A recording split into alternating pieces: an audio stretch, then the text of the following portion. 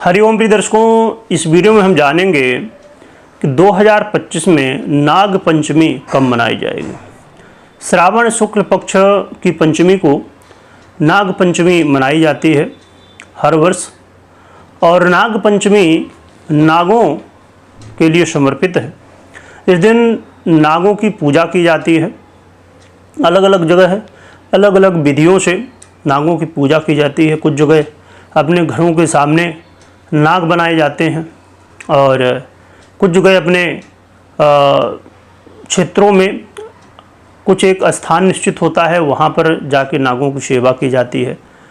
और विशेष रूप से जहाँ भी आपके क्षेत्र में जैसे भी पूजा होती है तो आप कर सकते हैं। विशेष रूप से इस दिन नागों की पंचोपचार पूजा, उनको तिलक किया जाता है और फूल, धूप, अगरबत्ती जो भी आपके पास है, चंदन इत्यादि, हल्दी इत्यादि जो भी आपके पास है, तो वो अर्पित करके, और विशेष रूप से नागों की पूजा में इसमें दूध अर्पित करने का यानी दूध चढ़ाने का विशेष महत्व होता है, जो कि अलग अलग जगह अलग अलग विधियों से पूजाएं होती हैं। और पूजा आप पंचोपचार, दशोपचार या षोडशोपचार जैसा भी आप चाहें, राजोपचार इत्यादि कर सकते हैं, परंतु विशेष रूप से इसमें दूध चढ़ाने की प्रथा है।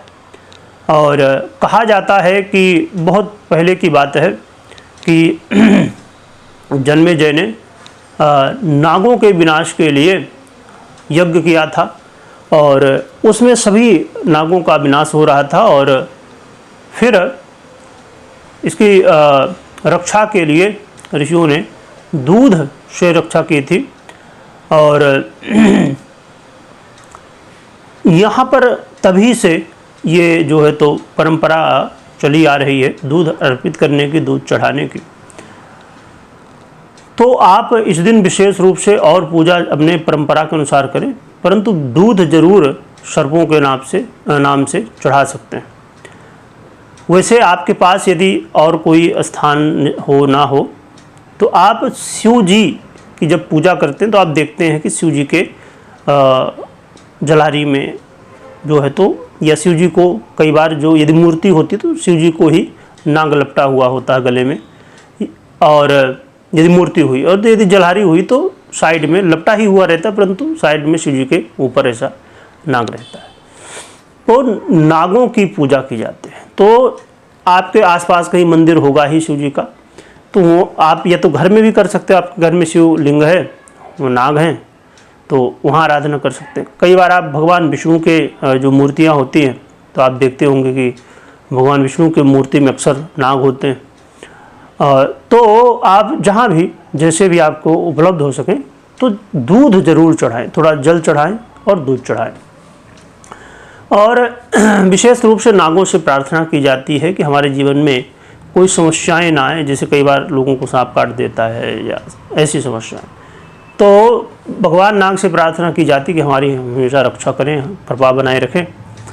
और इसमें जिसकी कुंडली में काल सर्व दोष इत्यादि दोष होते हैं, तो आज विशेष रूप से काल सर्व दोष की शांति की जा सकती है और प्रार्थना किया जा सकता है नाग देवता से कि कृपा करें और ये दोष दूर हो। तो ये भी प्रार्थना विशेष रूप से, क्योंकि काल सर्वदोष होने से अलग अलग काल सर्वदोष होते हैं, तो उनके अलग अलग प्रभाव, वैसे मुख्य रूप से 12 काल सर्वदोष माने जाते हैं, जो कि और भी ज़्यादा इसमें विस्तार होता है। और अलग अलग काल सर्वयोग जैसी भी आपकी कुंडली में है तो आप उसके अनुसार जो है तो फल मिलता है आपको, जिसकी पूजा विशेष रूप से की जाती है। तो आप पंडित जी को बुला के और फिर अपने काल सर्वदोष की पूजा करा सकते हैं नाग पंचमी के दिन। तो ये नाग पंचमी कब मनाई जाएगी 2025 में, आइए जानते हैं। ये 29 जुलाई 2025 को नाग पंचमी मनाई जाएगी। इसी दिन नाग पंचमी है और इस दिन नाग पंचमी के दिन नागों की आराधना विशेष रूप से की जाएगी। वीडियो देखने के लिए बहुत बहुत धन्यवाद।